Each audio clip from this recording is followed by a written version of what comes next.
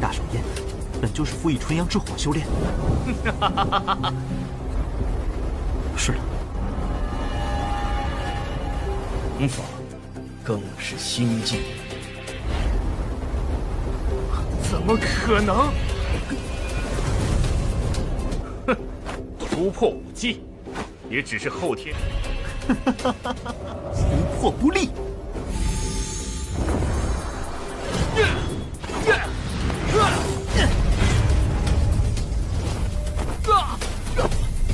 Yuk kita lanjutin film kemarin yang ceritanya terputus saat Cheng Feng mendapatkan kotak giok dari makam gurunya, yaitu King Yu. Apakah di cerita sekarang Cheng Feng bisa menetralkan meridian kultivasinya yang sempat terblokir karena ulah Cise?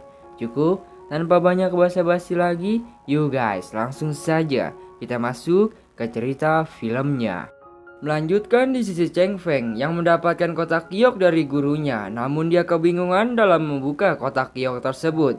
Seketika dia mengingat perkataan gurunya yang sebelum meninggal. Dikatakan selama 5 tahun Cheng Feng berkultivasi sembari menjaga makam gurunya. King Yu berpesan untuk melatih kekuatan sutra emas. Cheng Feng langsung saja mempraktikkan kekuatan sutra emasnya untuk membuka kotak giok tersebut, dan pada akhirnya kotak giok ini terbuka dan beraura naga. Jadi sudah bisa kita tebak bahwa ini adalah segel naga yang diincar oleh Cise. Pakaian dan badan Cheng Feng begitu kotor saat menerima kekuatan segel naga, namun sangat senang karena penantiannya selama ini dia bisa berlatih bela diri. Di saat Cheng Feng menuju ke aula untuk mengambil batu giok seperti biasa, tapi selalu saja ada Susin Brother yang menghalangi Cheng Feng untuk mengambil batu giok. Susin Brother nampaknya meremehkan Cheng Feng. Dia tidak tahu bahwa Cheng Feng sudah menetralkan meridian kultivasinya. Dengan lantang, Susin Brother menghina Cheng Feng bahwa dia adalah orang sampah. Di satu sisi, Cheng Feng sudah muak atas semua ini, hingga pertarungan tidak bisa dihindari. 各位官站好，还你没问题，就看你能受出几拳。好，大。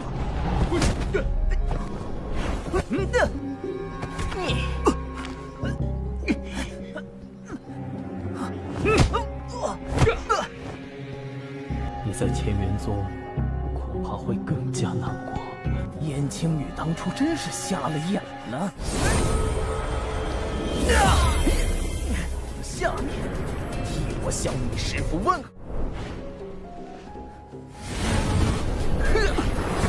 燕青木手。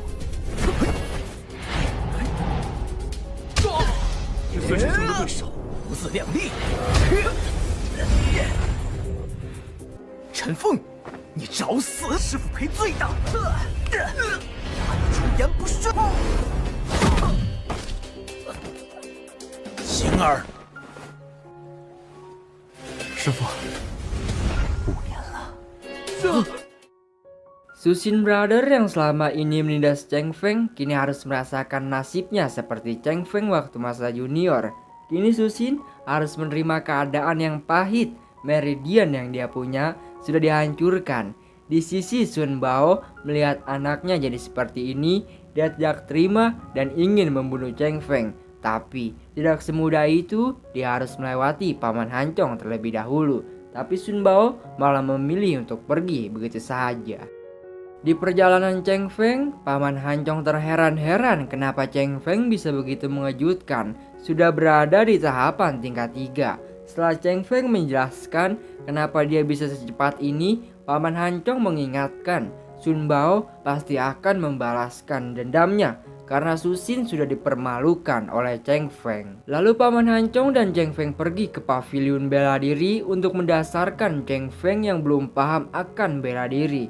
Di lain sisi, yang menjaga paviliun bela diri adalah Tetua Agung Sekte Dalam yang bernama Tetua Guyun. Lalu Paman Hancong meminta akses kepada Tetua Guyun untuk Cheng Feng. Semasuknya Cheng Feng di dalam paviliun, dia kebingungan untuk memilih buku panduan belajarnya. 黄级一品刀需要威力大，招式少，契合被动。 Di sisi Tetua Guyun dan Paman Hancong mendapatkan laporan bahwa ada kerusuhan yang diakibatkan oleh monster ular. Sebelum Paman Hancong menyusul Tua Guyun, dia mempunyai firasat buruk dengan diri Cheng Feng. Benar saja, Sun Bao diam-diam masuk ke dalam paviliun. Di sisi Cheng Feng, dia agak sedikit down melihat Sun Bao yang datang karena pikirnya di depan ada Tetua Guyun dan Paman Hancong. Tapi setelah diberitahu oleh Sun Bao, Cheng Feng lari dong hingga sampai benar-benar dia dipojokin dan tidak sengaja malah masuk ke dalam ruangan rahasia paviliun. Tapi pengejaran tidak sampai di sini saja. Cheng Feng sudah kegok edan untuk menghindari Sun Bao. Akhirnya dia bersembunyi dari Sun Bao. 自闯残卷室，违反宗门规矩。不送你去刑堂。 Namun di persembunyian Cheng Feng, dia mengingat perkataan King Yu jika kita melihat tulisan yang bersinar itu menandakan seni bela diri yang rusak. Namun kemanfaatannya jelas sangat hebat. Bait per baitnya diukir oleh Tetua Agung. 可惜不适合我，威力不错，被太上师叔刻在通。 Dan di sisi Sun Bao yang dikejutkan oleh Tetua Guyun dan Paman Hancong dengan 1000 alasan kalau Sun Bao datang ke sini ingin mencari buku-buku bela diri, hampir ingin berantem sama Paman Hancong, tapi disudahi dengan Tetua Guyun. Cheng Feng langsung saja keluar dan meminta maaf karena kepepet. Dan apa saja ukiran Cheng Feng lihat saat di bawah, ujar Tetua Guyun. Cheng Feng menjelaskan, tapi Paman Hancong langsung marah dengan perkataan Cheng Feng yang tidak sopan. Tapi di sisi Tetua Guyun dia tidak mempersalahkan, malah senang dan memberikan buku jejak Guaming tingkat 3. Dahulu kala, gurunya Cheng Feng tidak cocok untuk menguasai buku jejak Guaming. Tapi bagi Cheng Feng, dia sangat senang dan berterima kasih kepada Tetua Guyun. 下也不过刻了几幅图像。是，凤儿定会勤学苦练。 之后半个月时间护不了你，肯定会派弟。 Lalu Cheng Feng mau meningkatkan kultivasinya dengan media batu ros selama 5 tahun yang disimpan oleh King Yu. Hingga akhirnya Cheng Feng berhasil menyerap batu roh yang seharusnya butuh waktu sebulan. 灵石至少要1天的时间，肉体的灵气转化成真正的修炼，以我现在的实力之强。 而且其中部分灵气也已化作了真气。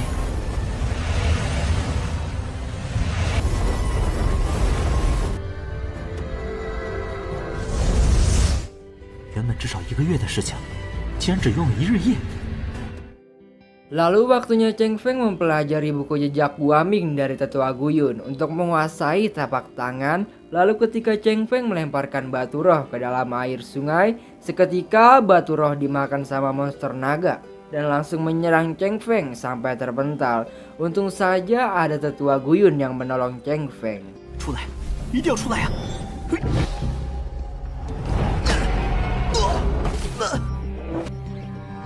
我还不能死。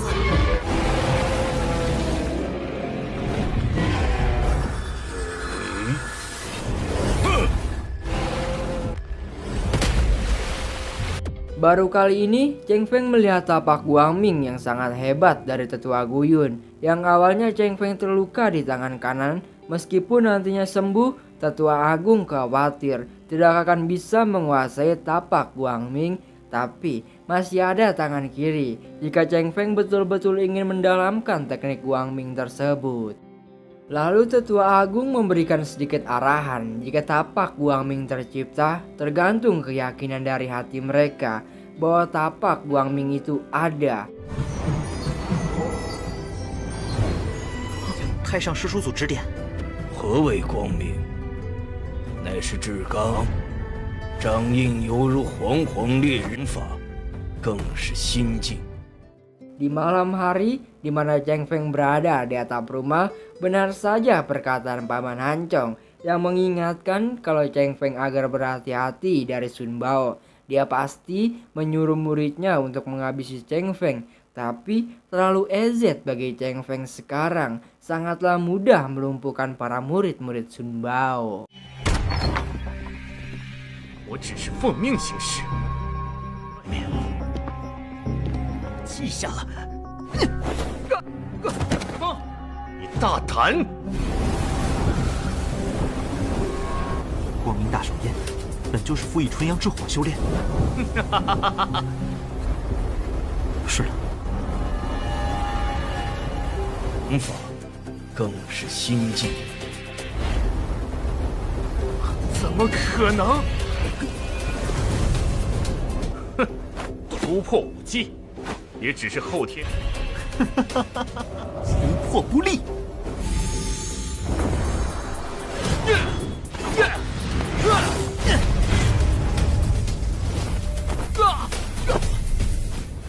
Tidak hanya itu, Cheng Feng sudah berhasil menerobos tapak api tahapan tingkat 3 yang diarahkan oleh tetua Guyun. Dan nasib kedua murid Sun Bao malah dikerjain oleh Cheng Feng. Padahal di sungai itu ada monster naga yang sebelumnya menyerang Cheng Feng. Dan benar saja, monster naga itu muncul di hadapan murid Sun Bao. Dan gak tahu lagi nasib mereka berdua.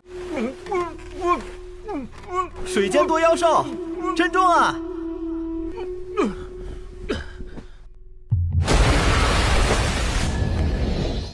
Cheng Feng pun bergegas untuk berpetualangan sembari menunggu kedatangan Paman Hancong karena sangat bahaya. Jika dia pulang, keluarga Sun Bao sudah pasti ada. Keesokan harinya, benar saja, firasat Cheng Feng bahwa pasti rumahnya diramein keluarga Sun Bao. 你觉得陈峰有这个实力？陈峰人呢？孙长老， Di sisi Cheng Feng, dia dikejar-kejar oleh monster ular dan tidak terasa di bawahnya adalah jurang. Namun ini hal yang sangat rumit karena di bawah ada monster naga. Mau tidak mau, dia harus melompat di saat monster naga sedang lengah.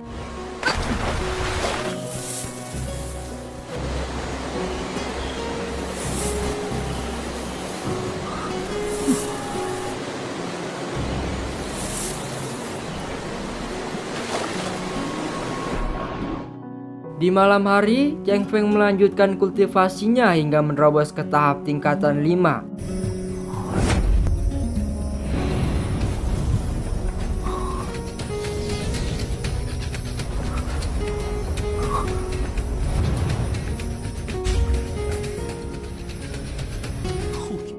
Sampai-sampai dia kelaparan, lalu lekas pergi mencari makanan. Setelah hasil buruannya sedang dimasak, dia santuy-santuy dulu sejenak. Tapi Cheng Feng dihampiri induk serigala yang mencoba ingin merebut makanan Cheng Feng. Tapi entah serangan dari mana, induk serigala ini terkena serangan tersebut hingga disusul oleh anak-anak serigalanya.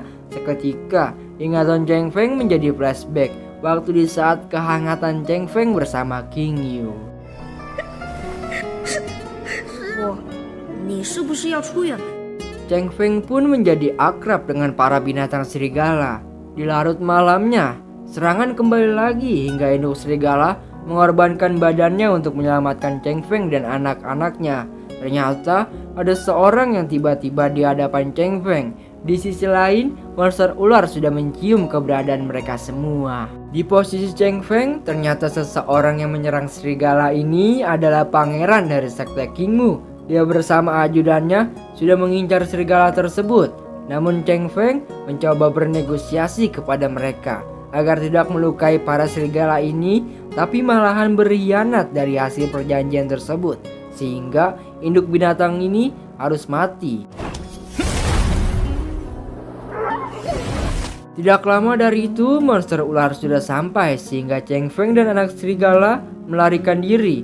Dan pada akhirnya, Pangeran Sekte Kingmu bersama ajudannya yang harus menerima kemarahan dari monster ular tersebut.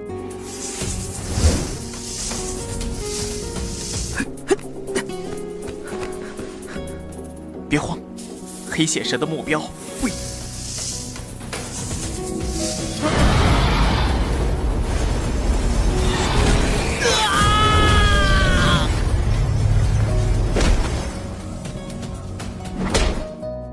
Di sisi lain, Cheng Feng dan seseorang yang tidak dikenal berlawanan arah. Ternyata seseorang yang tidak dikenal ini adalah utusan dari Sekte Kingmu.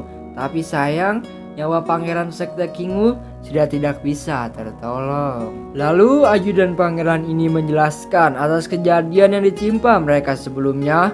Orang utusan ini sudah menyadari konflik semua ini pasti ulah anak yang dia lihat sebelumnya.